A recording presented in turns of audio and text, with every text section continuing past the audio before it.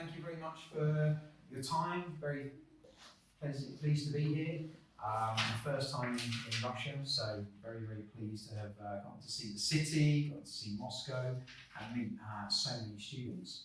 So my name's Craig. I'm from INTO University of Stirling in Scotland, which is in the United Kingdom.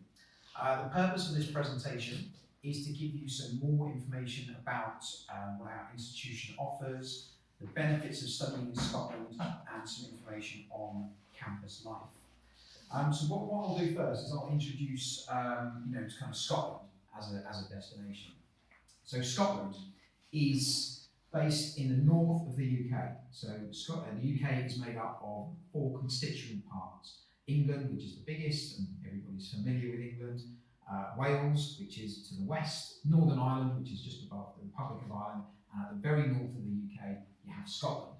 So Scotland's population is actually 5.4, just under 5.5 million people, which is spread out over quite a big area.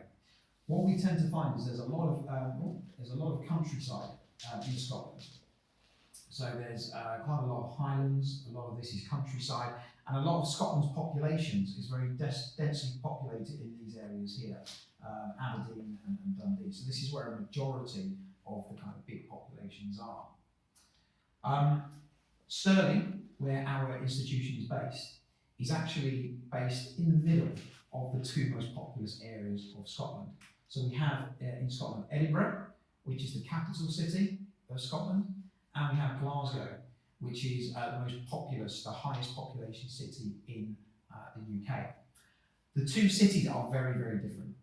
So I always describe Edinburgh as the capital city. It's like a scaled down version of Moscow, a scaled down version of London. It's where a lot of the jobs are, a lot of company, a lot of tourism is in Edinburgh as well. So Edinburgh is full of a lot of people coming to see famous landmarks like the Royal Mile, Arthur's Seat, the Parliament, Edinburgh Castle, the Edinburgh Tattoo. There's also a lot of Americans who go to go and look at their ancestry.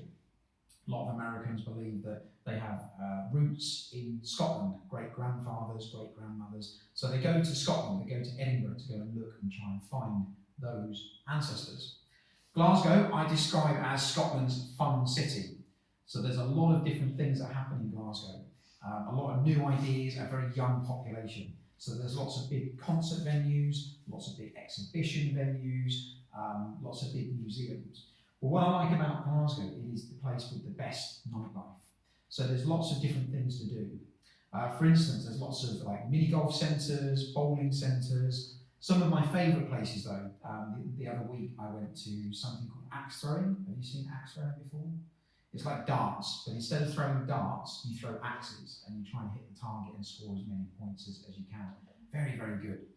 There's also this new thing called a rage room. So if you've had a stressful day at work or at university, it's like a room about this kind of size, and it's got lots of things like vases, older furniture, and on the way in they give you a hammer, and you just go in and you just smash things and get all of that rage out of your system. So this is what I like about Glasgow. They're always willing to try new things and try new ways of entertaining the young population there. Stirling is placed, as I say, in the middle of those 2 cities. So it is approximately 40 minutes on the train to Edinburgh and about 30 minutes on the train to Glasgow. So very easy to reach those cities from Stirling. So I always describe Stirling, when you come to study with us, you get 3 cities for the price of 1, which I think is a big selling point. Both Edinburgh and Glasgow have international airports as well, which I think again is a very big selling point. So to get from here to Scotland, you would fly to Istanbul, like I am tonight, 2 hours or so to Istanbul, bit of a wait in Istanbul, then a 4.5-hour flight over to Edinburgh.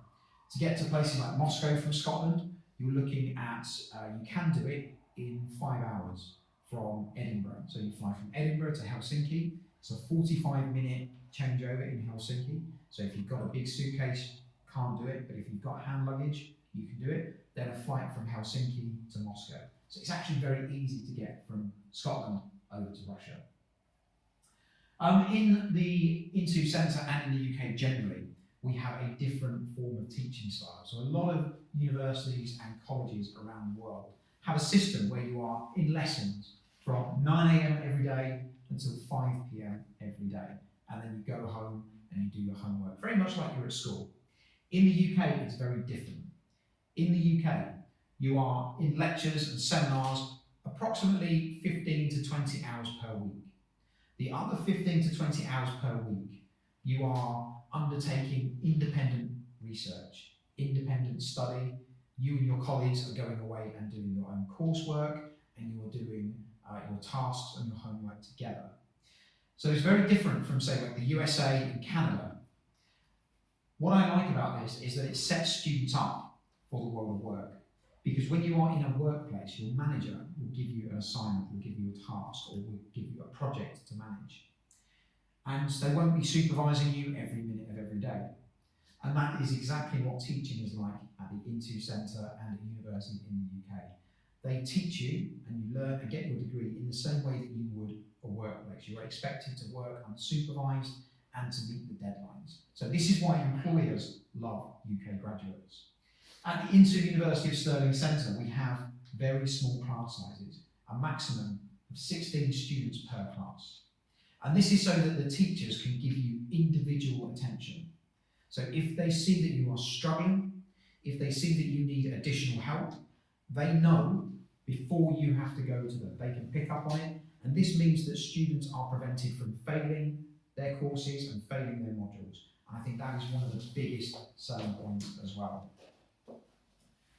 In terms of assessment methods, we have a range of different assessment methods. So some of the modules are marked through exams and essays. Some of the modules are marked through presentations and reports. So you and your colleagues will perform a task, you will undertake a project. Then what you will do is, as a group, you will do a presentation, much like I'm doing at the moment. And that will focus on what you learned, what you liked, what you didn't like, and what you would do differently next time. So it's actually a very good way of being assessed because there is no right or wrong answer. What they want to see is that you have learned something and you have built on your previous knowledge. So I think that is a very, very good thing. We also have study skills modules that prepare you for presentations. So we don't just throw you into this situation where you have to present, which can be a very, very scary thing. In the English for academic purposes and study skills modules, you get training, you get teaching on how to deliver presentations. There is also, as I said, the in-session support for students who are struggling. So this is additional tuition. So if you are struggling with a module, if you are struggling with something, then you can approach your teachers and you can sign up for a few extra hours teaching per week, if that's what you'd like to do. We have a range of activities at the INTO Centre as well.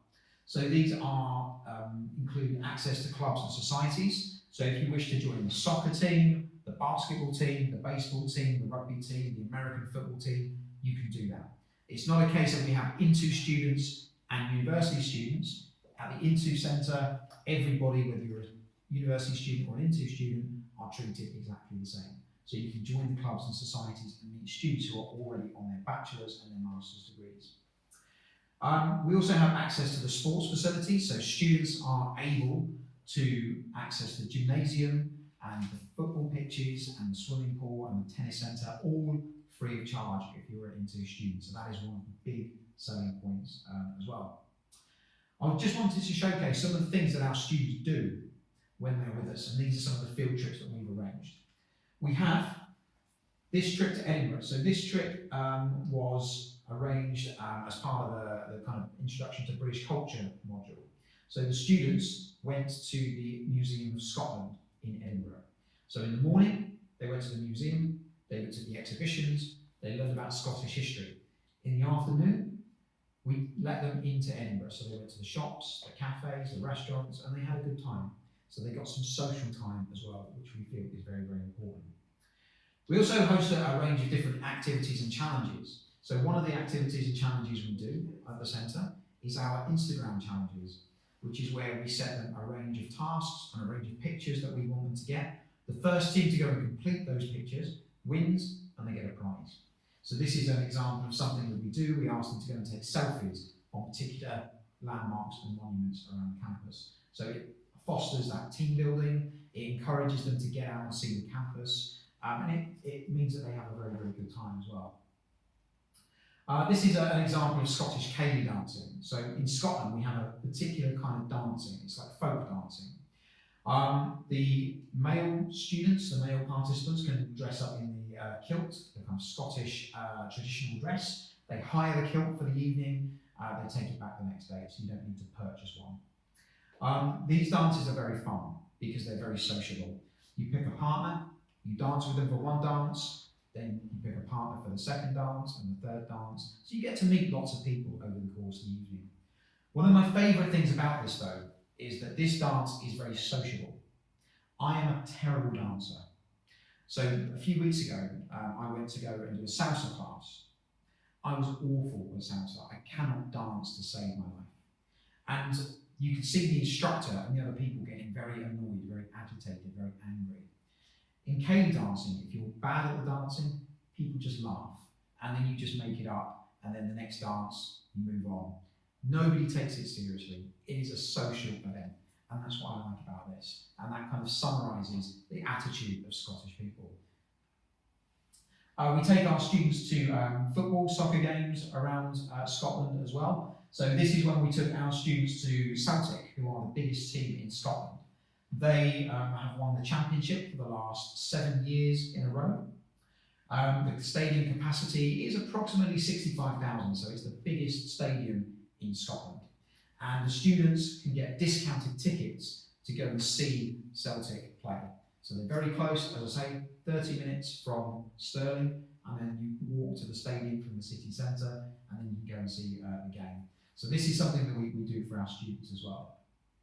And then we have the Highland Games as well. So this is a range of regional games that happen in Scotland, and they're traditional Scottish sports. So there's sports such as tossing the caber, which is where you have a big log, and you have to be very strong to do it. You pick up the log and you try and throw it as far as you can, and whoever throws it the furthest wins the competition. There's also demonstrations like bagpipes, so you have traditional Scottish music. The Queen is also a very big fan of these games. So there are some Highland Games that happen up in Karnavala, which is where she spends her summer. Up in Scotland, we like to joke that Scotland is so nice, this is where the Queen spends her summer holiday. And quite often, the Balmoral Highland Games, she will just go along, completely unannounced, and go and watch the games. She obviously has security with her, but it's a great chance to interact with traditional Scottish culture by going to these games. The Stirling ones happen on our campus, so students are able to access these games. This is our campus. So as you can see, our campus is very green. Lots of trees, lots of fields, and it's something that I think that Scotland is brilliant for. We have a lot of countryside. I lived in London originally before I moved to Scotland. And when I moved to Scotland, the one thing I noticed was that the air was fresher. I was noticing that my sleep was so much better because the environment was so much cleaner. And as you can see here, this is exactly why, lots of greenery. We have on the campus our accommodation. So our accommodation is on this side of the lake here. Here is where all of the teaching happens.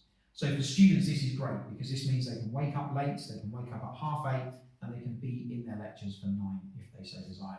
It also means that they can stay in the library into the evening to get their work done, and they can be back at their accommodation and they don't have to be too late. We also have the sports facilities on campus here. So we have the athletics, we have soccer pitches, and we have 5G artificial turf pitches as well. And these are used for American football, they're used for hockey, and they're used for five-a-side soccer as well. In addition, we also have a golf course and a castle on campus, which are over at the north end of the campus up here. And then the INTO Centre is based there, so that building there is the INTO Centre. So it's a fantastic campus. Everything the students need is on campus. You have the accommodation, which has a doctor's surgery, a dentist, we have a pharmacy on campus, we have restaurants, we have bars, we have social clubs, we have the gymnasium, and we actually find that a lot of students don't need to leave the campus at all during a few days if they don't want to. It's very much like an American style campus, which is great. It's also a very safe campus, so there's 24-hour security, and there's also safeguards for students who are homesick, so there are people to talk to if the students get homesick as well. This is an example of the accommodation. So the accommodation that we put our INTO students in is very new. It's recently been refurbished, and it's some of the nicest accommodation that I've seen anywhere in the UK. We have fantastic views out of the window.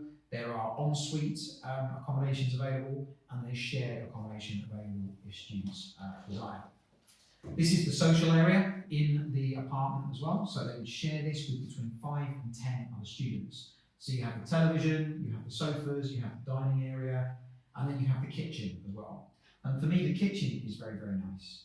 I like the fact that there are 2 ovens in the kitchen, because sharing with between 5 and 10 people means that some people may wish to cook their meals at the same time. In some universities, you get 1 oven, and I believe I've seen in some universities you don't have ovens at all. You have microwave ovens, which are very, very different. So I like the fact that we have the 2 ovens here, because it makes life easier for the students. So there are quite a few different things to do around Scotland, and I always say to students there are certain things that they need to check out and they need to do when they come to Scotland. One of them is Stirling Castle. Now, I took my first visit to Stirling Castle only a few weeks ago, and I was amazed at how popular it was with tourists. The parking lot was absolutely full of coaches from all over Europe. People from Estonia, people from Belgium, people from Romania, people from Ireland, all have driven to Stirling to come and see the castle. There were lots of American tourists and a lot of Chinese tourists as well. So I was absolutely amazed at how popular Stirling was for tourism. Some interesting facts about this. If you are a resident of Stirling, you get free access to this castle. So if you wish to go and view the castle and look around and see the exhibitions, you take your proof of address, which can be your utility bill, it can be your tenancy agreement, and they give you free access to the castle. Another interesting fact as well is that if there is a war, so if Britain declares war or somebody declares war on Britain, all residents of Stirling have the legal right to take up refuge in this castle. So it's a law that dates back hundreds of years, and it was never changed. So hopefully, no war will be declared, but if there is, residents of Stirling can get their things, pack up their belongings, run up to the castle, and they can be safe there. We also have the Edinburgh Fringe Festival, which is close by as well. Now, this is one of my favourite things about living in Scotland. In the month of August, Edinburgh becomes one huge stage for the world. There are 55,000 different performances during that month by 3,000-4,000 artists, groups, performers who all come to Edinburgh. During the month of Edinburgh, it is almost impossible to get a hotel, and that's because so many people descend on Edinburgh. The good thing about living in Stirling is that you can get the train every single day to this festival and go and see something different. And this is what I spend my August doing. Finish work, get on the train, go to Edinburgh and go and see some shows. There are free shows that you don't have to pay for. Some of them are ticketed, so you have to pay for them. But you can do different things every single night if you like. And Edinburgh is unlike any other city I've seen anywhere in the world during this month. It is absolutely incredible. So I would encourage anybody, wherever you live in Scotland, to take a day, take a couple of days, and go to this Edinburgh Fringe Festival and go and check it out. And one of the other things, the final thing that I always encourage students to do is go and look at the Scottish Highlands. Now, Scottish people are very, very guilty of this. Because the Scottish Highlands are in their country, so many Scottish people just don't go. They're always like, oh, I'll go next weekend. I'll go next weekend. I'll go next weekend. And that weekend never comes. I lived in Scotland for 2 years before I went and go and explore these islands and this Highlands. And I was very angry with myself when I realised what I had missed out on. So me and my friend, we drove around, we hired a car, we drove around the Isle of Skye for a whole weekend. And our entire weekend, we would just stop, take photographs, drive, stop, take photographs. We had no direction, we had no plan, we had no destination, we just drove, and it was incredible. And we saw some absolutely stunning scenery. So I would highly encourage anybody in Scotland to pick up a car, make friends with somebody with a car, and go and see some of this amazing scenery, which is some of the best scenery I've seen anywhere in the world. Employment is obviously going to be very important for a lot of students, and particularly parents as well. So, some of these companies here are the kind of companies that basically come to Stirling and they try and engage with our students, engage with our tutors, and hire our students when they graduate. Companies such as Visa, British Telecom, Hewlett-Packard, Google, Microsoft, Santander Bank, Yves Saint Laurent, Unilever, eBay, some of the biggest names in the world hire our graduates. And I think that is a fantastic endorsement for the quality of our courses, because we do a lot of things to prepare students for the world of work. These are some of the things that we offer outside of the courses. Now, we are very aware in the UK that our higher education costs more than some other countries in Europe. So what we do is we try and add additional things in to add value. So we include things like internship opportunities as part of our studies, so students can go and do internships with companies and gain some work experience. Some of those internships are paid as well, and they happen over the summer. We also have a range of programs such as the Flying Start program. So this includes things such as help with job interviews, how to write resumes, how to apply for jobs, how to find the job that is right for you, how to write business plans, lots and lots of different things that is included on this Flying Start program. It's an incredible program, and we actually find that students find it very useful when they're looking for jobs in the future. We also have something called the Student Managed Investment Fund as well, which is like trading stocks and shares. So students get access to things like the Bloomberg platform, which is used by actual traders around the world, and they look at stocks and shares and they decide which ones they will buy.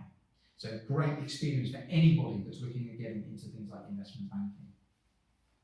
At the INTO Centre, we run two different types of courses. So we run foundation courses and graduate diploma courses. Some of those foundation courses we call the choice courses, and this is because you can do it as a standalone foundation or graduate diploma. You can finish after that 1 year, and then you can change your major and you can change your university if you so desire. So we have lots of links with other universities around Scotland, and once you've completed one of these choice courses, you will automatically qualify for some of their majors. Or we have the pathway. So if you know that you want to go to University of Stirling, we have the pathway which will be directly to University of Stirling. So there's two different types of courses that we offer. You can stay at Stirling, or you can move to another institution if that's what you want to do. These are some of the institutions that our courses can get you to. So, as I said, you can stay at University of Stirling if you like, if you really enjoy Stirling, and we actually find that a lot of our students do. Around 70–80% of our students that do the choice programs actually love Stirling so much they choose to stay. But if you, for whatever reason, want to go somewhere different, we have pathways that can take you to University of Edinburgh, which is a QS top 20 university.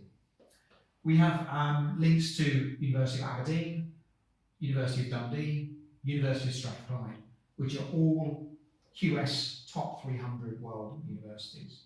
And we also have access to some of the younger up-and-coming universities in Scotland, places such as Heriot-Watt, Abertay, Queen Margaret University, some fantastic institutions that we have access to. So there's lots of different places that students can go. They don't have to stay in Stirling. They can do 1 year with us at the INTO Centre, and then they can choose to move on to any of these institutions here.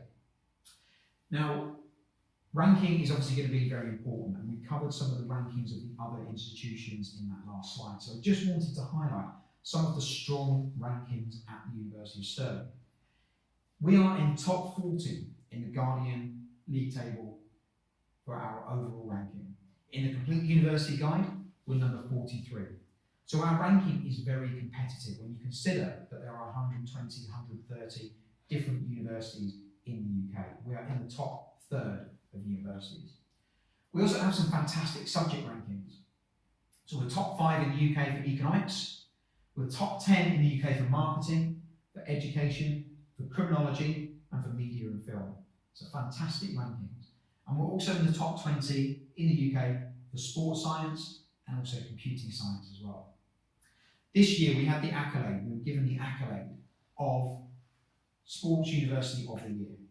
And this means that we have some of the best sports facilities, some of the best sports teams, some of the best training facilities.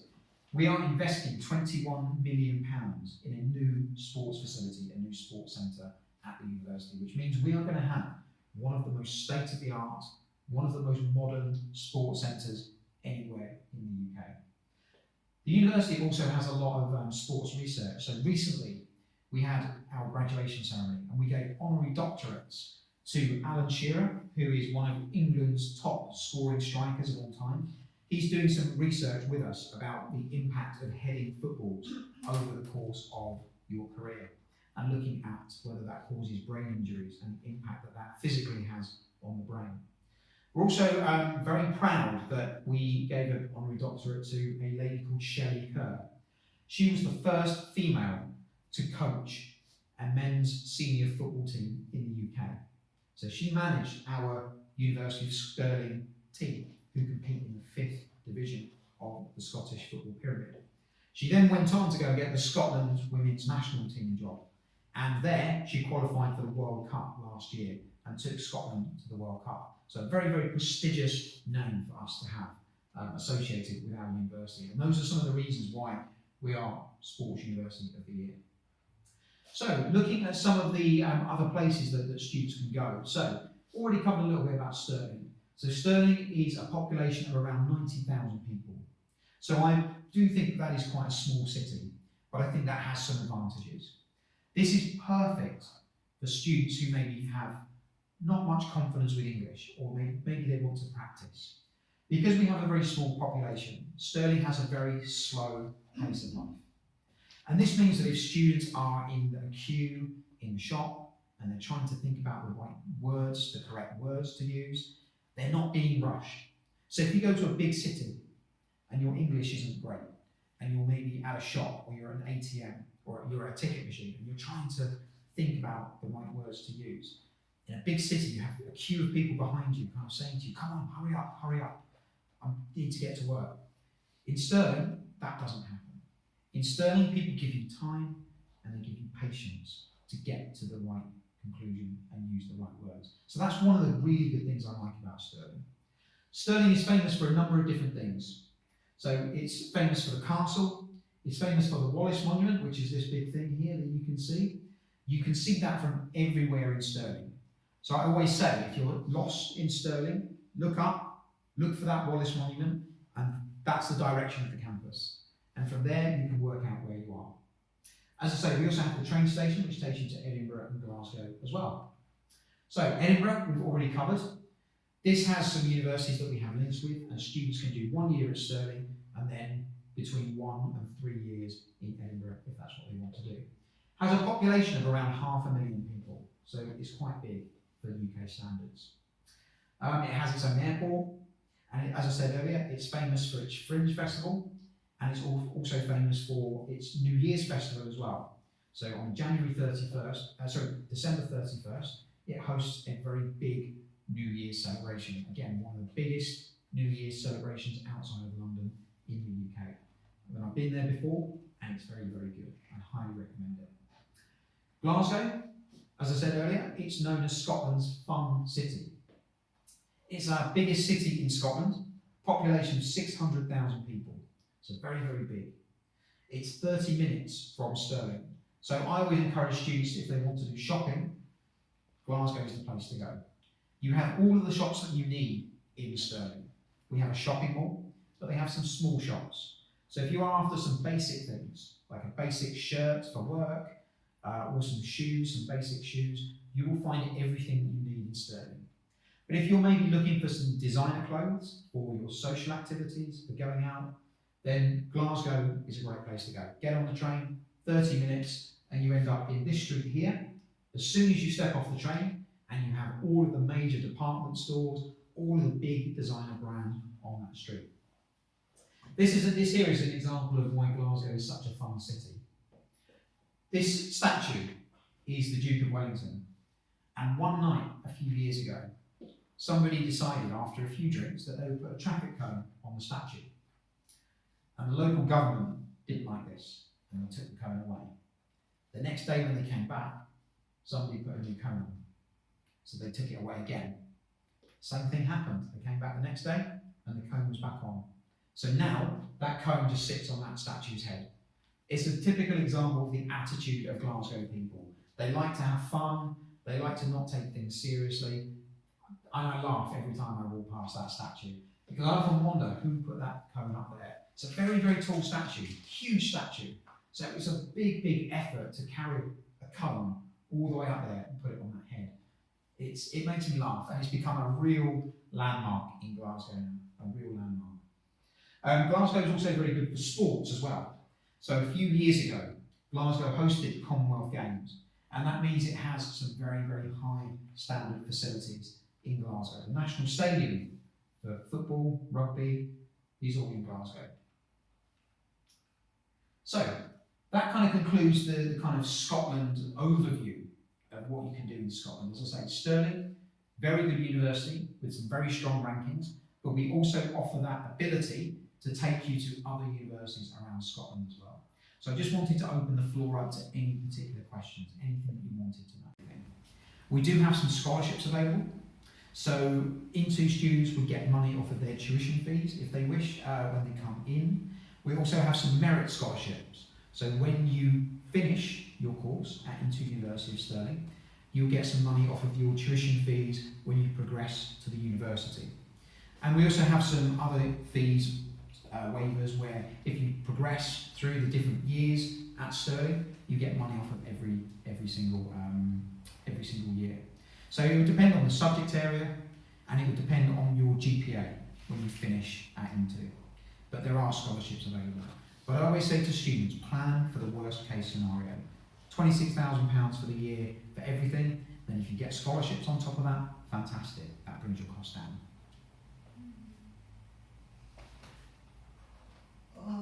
How many years the program? So the program, it would be a maximum of 4 years at undergraduate.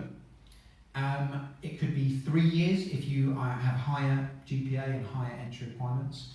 If you're doing a master's degree, if you do a graduate diploma, it could be 2 years, so 1 year graduate diploma and 1 year master's. And we also have 18-month courses as well. So that would be a pre-master's course for 6 months and a 1 year master's degree. So depends on the level that you want to do. Bachelor, 3 years or 4 years? The bachelor, that would be 4 years. 4 years. Yeah, 4 Plus years. foundation or pathway together, first year and foundation. Yeah, so it would be a 4-year program. Year 1 would be the foundation, and then years 2, 3 and 4 would be the bachelor's. So 4-year study program for both foundation and the bachelor's. We do have the diploma program, which means that if students have higher grades, like A-levels, international baccalaureate, they can come in and do a 1-year diploma and then do 2 years for bachelor. So it would be a 3 or 4 year program, depending on what grades they have at high school.